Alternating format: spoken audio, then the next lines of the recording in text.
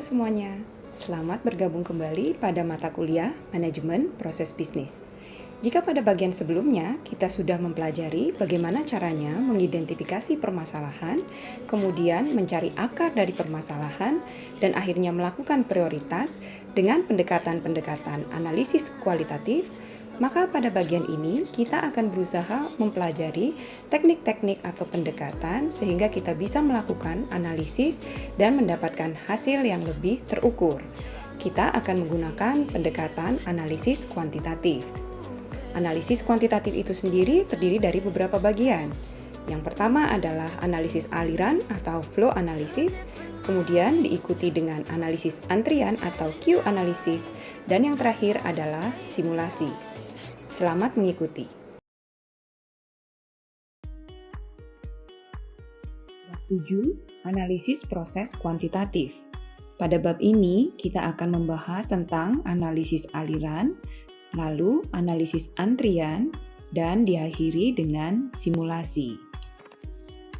Analisis kuantitatif merupakan bagian dari fase analisis proses dalam siklus hidup manajemen proses bisnis. Sebagai masukan, kita memiliki as-is proses model, dan sebagai output, kita mencoba memberikan gambaran tentang kelemahan dari proses ini dan potensi dampaknya. Subbab 7.1 Analisis aliran. Analisis aliran terkait dengan pengukuran waktu dalam proses. Ukuran yang paling penting terkait waktu adalah cycle time, atau waktu siklus. Pada gambar ini, Anda dapat melihat bahwa cycle time terdiri dari dua bagian, yaitu waktu pemrosesan atau processing time dan waktu menunggu atau waiting time, yang bersama membentuk cycle time. Processing time adalah waktu sesungguhnya yang dihabiskan untuk bekerja pada aktivitas. Waiting time terkait dengan apapun yang terjadi sebelum dan sesudah aktivitas menambah nilai. Dalam proses, biasanya terdapat jeda antar aktivitas. Satu orang mengerjakan sebuah aktivitas. Setelah selesai, ia akan menyerahkannya kepada partisipan proses berikutnya. Biasanya, orang-orang ini harus mengerjakan hal lain juga. Ini berarti mereka mengesampingkan pekerjaannya dan terlebih dahulu menyelesaikan tugas-tugas yang saat ini mereka kerjakan. Dengan cara ini, proses sedang dalam kondisi menunggu. Hanya setelah partisipan proses atau alat yang dibutuhkan tersedia lagi untuk kembali mengerjakan proses, maka proses dapat dilanjutkan. Berdasarkan hal ini, sangat penting untuk mengetahui bagian dari waktu siklus yang merupakan waktu pemrosesan dan yang merupakan waktu menunggu.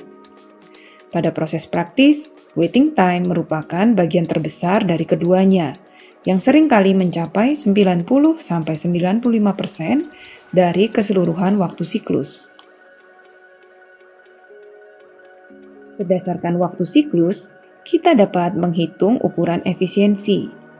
Efisiensi waktu siklus menghubungkan antara waktu sesungguhnya untuk pemrosesan dibagi dengan waktu siklus keseluruhan. Waktu pemrosesan adalah waktu yang sesungguhnya dibutuhkan dalam melakukan proses. Waktu siklus juga memasukkan waktu menunggu.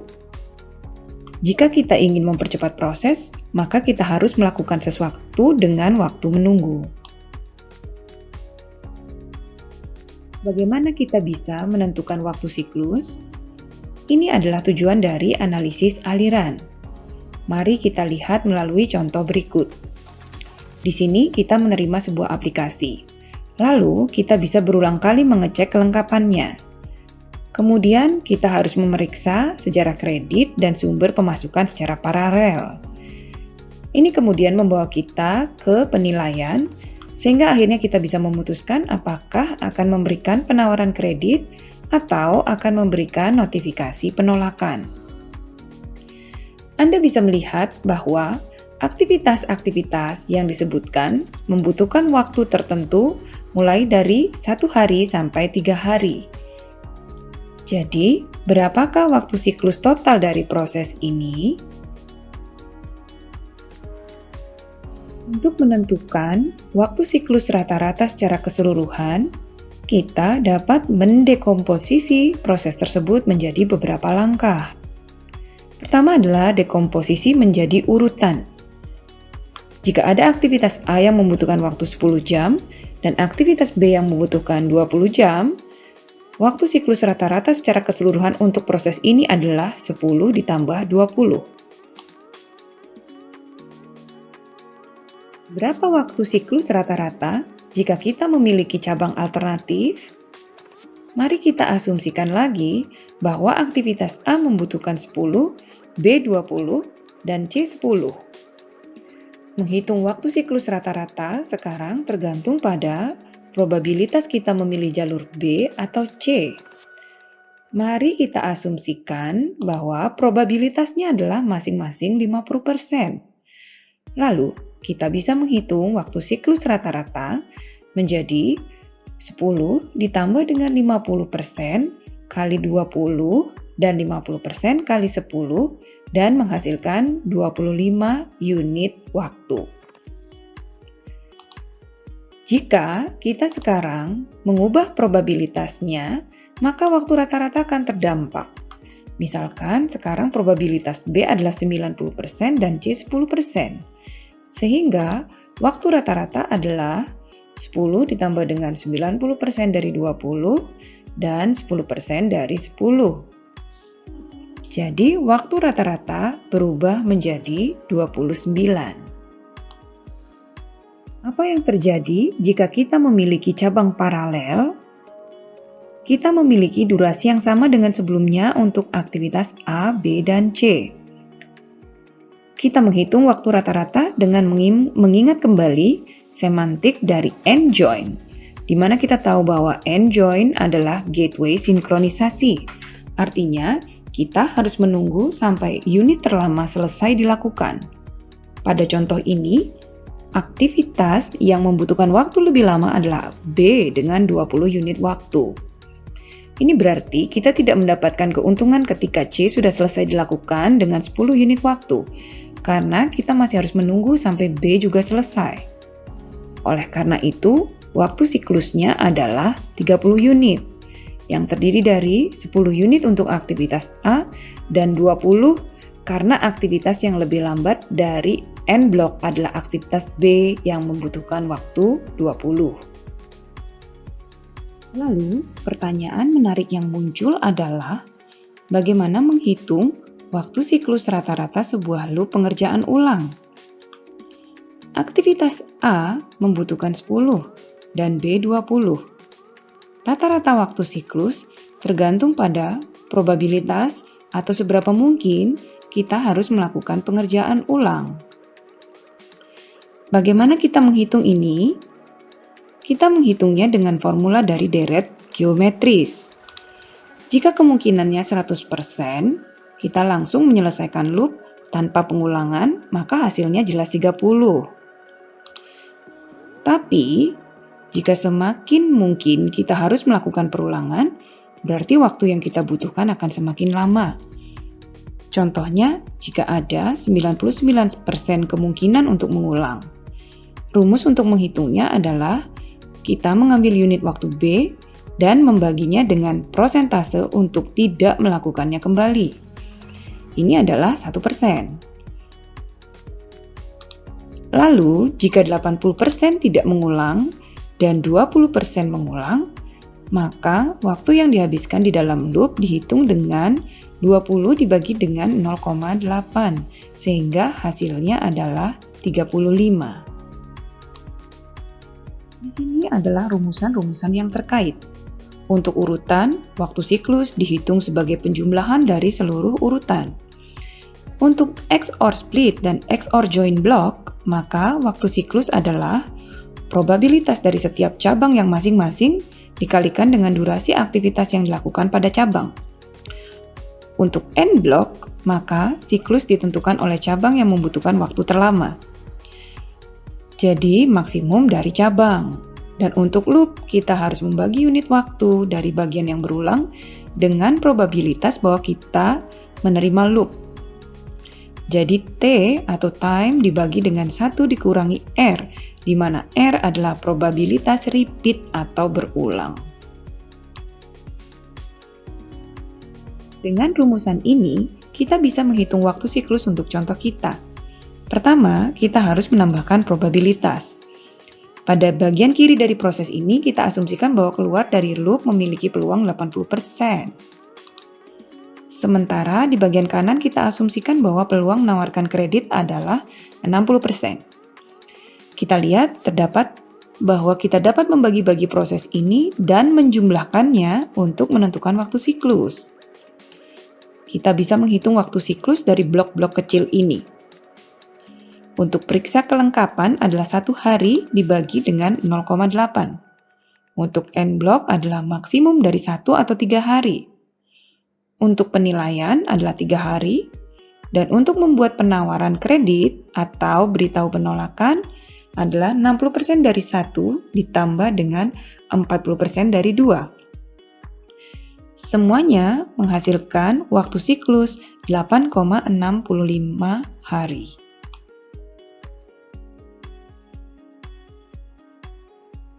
Untuk memahami efisiensi waktu pemrosesan, mari kita lihat waktu pemrosesan dari masing-masing langkah ini. Jadi artinya waktu paling minimum yang dibutuhkan untuk melakukan aktivitas ini. Seperti yang bisa kita lihat, waktunya jauh lebih kecil. Kita kembali memisahkan tiap tahapan yang berbeda dari proses dan menghitung menggunakan formula yang kita ketahui. Kita dapatkan bahwa waktu pemrosesan adalah 8,9 jam. Ini jauh lebih kecil dari waktu siklus yang 8,65 hari. Jadi kita dapatkan bahwa efisiensi waktu siklus adalah 12,9%. Kita sudah melihat bahwa kita dapat menggunakan analisis aliran untuk perhitungan waktu siklus dan pemrosesan. Kita dapat menggunakan analisis aliran untuk menghitung beberapa hal berikut. Antara lain, biaya rata-rata contoh proses dengan asumsi bahwa kita mengetahui biaya tiap aktivitas. Kita juga dapat menghitung berapa kali rata-rata setiap aktivitas dijalankan. Dapat digunakan untuk menghitung beban unit dari setiap tugas yang penting dan untuk memahami utilitas sumber daya dari setiap kumpulan sumber daya. Ini juga penting untuk analisis kapasitas teoritis dari proses SIS. Namun, analisis aliran memiliki beberapa keterbatasan. Analisis waktu aliran mengasumsikan bahwa kita dapat membagi proses ke dalam bagian-bagian yang lebih kecil sehingga kita bisa menggunakan formula yang sudah disebutkan sebelumnya. Tetapi jika kita memiliki model yang tidak terstruktur, maka hal ini tidak selalu bisa dilakukan. Batasan kedua adalah kita mengasumsikan kapasitas dan laju kedatangan tetap. Ini adalah sebuah kelemahan. Mari kita pikirkan sebuah kondisi berikut. Ketika sebuah aktivitas menerima pekerjaan, analisis aliran mengasumsikan bahwa sumber daya pasti tersedia. Tetapi ini tidak selalu demikian. Pikirkan ketika tingkat kedatangan semakin tinggi, artinya semakin banyak pekerjaan datang pada interval waktu yang lebih pendek. Saat kapasitas sumber daya tetap, ini akan menyebabkan kesibukan. Laju kedatangan terkait dengan proses stokastik. Untuk memahami dampaknya, kita perlu memahami utilisasi sumber daya. Utilisasi sumber daya didefinisikan sebagai waktu yang dihabiskan per sumber daya untuk pekerjaan proses dibagi dengan waktu yang tersedia per sumber daya untuk pekerjaan proses. Misalnya, ketika utilisasi sumber daya adalah 60%, ini berarti rata-rata 40% dari waktu yang tersedia, sumber dayanya menganggur. Karena laju kedatangan bersifat stokastik, menjadi menarik untuk mengamati hal berikut. Saat utilisasi sumber daya lebih besar dari 90%, maka waktu tunggu meningkat drastis. Ini karena laju kedatangan bersifat stokastik dan tidak pada interval yang tetap. Terkadang kita mendapatkan banyak kedatangan pada waktu yang sama, tetapi di waktu lain tidak ada kedatangan. Dalam kenyataannya, kita akan memiliki antrian saat utilisasi sumber daya tidak 100%, tapi lebih rendah dari itu. Jadi, kita ingin menghindari antrian, maka kita harus meningkatkan ketersediaan dan kapasitas sumber daya. Ini sangat mahal karena kalau kita benar-benar tidak ingin ada antrian, kita harus meningkatkan secara proporsional kapasitas sumber daya. Terdapat hubungan lain yang menarik untuk diperhatikan, yaitu antara waktu siklus dengan work in progress. Hubungan ini dikenal dengan Little's Law yang menghubungkan antara WIP, laju kedatangan, dan waktu siklus. Setiap ini adalah dalam rata-rata. Menurut Little's Law, work in process sama dengan laju kedatangan dikalikan waktu siklus. Ini adalah hubungan menarik yang dapat digunakan untuk berbagai kepentingan. Menggunakan Little's Law, kita bisa mendiskusikan persoalan berikut ini. Sebuah restoran cepat saji menerima rata-rata 1.200 pelanggan per hari antara pukul 10 dan 22.00. Selama waktu sibuk yaitu jam 12 sampai jam 15 dan jam 18 sampai 21, restoran menerima total sekitar 900 pelanggan. Dan 90 pelanggan dapat ditemukan di restoran dalam rata-rata pada waktu tertentu. Pada saat-saat bukan jam sibuk, restoran menerima total 300 pelanggan dan 30 pelanggan dapat ditemukan di restoran dalam rata-rata pada waktu tertentu. Lalu, berapa waktu rata-rata yang dihabiskan pelanggan di restoran selama waktu sibuk? Little's Law membantu menjawab ini. Dengan rumus WIP sama dengan lambda dikali CT, berarti 90 orang yang ditemukan di dalam restoran harus sama dengan 900 dibagi 6 jam dikali CT. Kemudian, berapa waktu rata-rata yang dihabiskan pelanggan di restoran selama bukan jam sibuk? Cara yang sama dapat digunakan.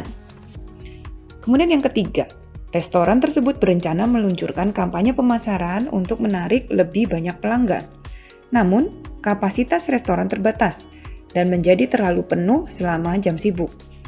Apa yang dapat dilakukan restoran untuk mengatasi masalah ini tanpa berinvestasi dalam memperluas bangunannya? Dengan Little's Law, kita tahu bahwa WIP itu tetap. Jadi, jika kita ingin melakukan sesuatu tentang hal ini dan memiliki lebih banyak pelanggan, maka kita harus melakukan sesuatu tentang lambda dan CT. Salah satu cara adalah dengan membuat waktu siklus atau cycle time CT lebih cepat sehingga kita dapat melayani lebih banyak pelanggan.